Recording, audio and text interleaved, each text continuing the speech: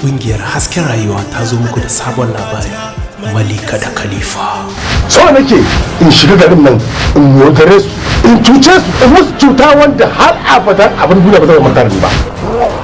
Tarzoma, rikici, tashin hankali, duka labarin ya ɗauka. Wata ƙarya Khalifa ya mu. Ya kamata ke ma ki fi tonku saboda tonku ya albarkace. Directed by S. Madu. Cikin zakanya. Ni sarki sai ni Malika, sharma babba na wuce saninka da magar. Ƙungiyar hasken rayuwa ita ce ta zo muku da wannan labarin daga Niger, garin Zandaya. Story Rashida Nuhu. Da ke da sarki duk kun haɗe bakin ku kuma ba kwa so in san komai a wanga lamarin. Duk wanda ya shayi garin gabas da garin kusu, kai wanda yake da alaka da su ma daga wannan gamin ya ƙare ni na ci.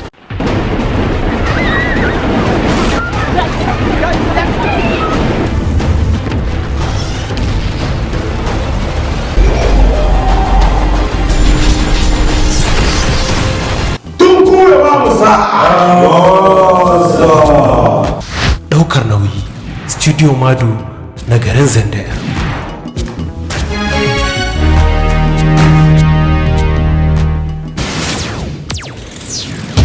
Kai baka shi ne ta rufu ne gare ka, ina ruwanka? Ni dan sarki sai ni Khalifa, sadauki ne babba, na fice saninki, na fi karfinki, sihiri na ba adadi, ni sarkin yaƙi, kauce sha baya.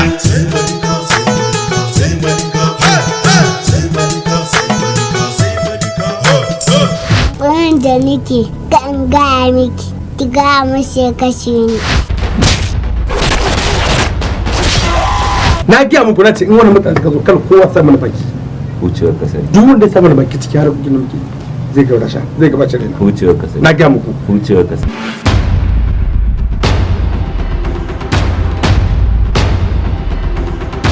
Ƙarya ne. Wannan gabanni ne ajalinka. Duk wanda ya ci tijar ni, Allah shi ne ƙasa.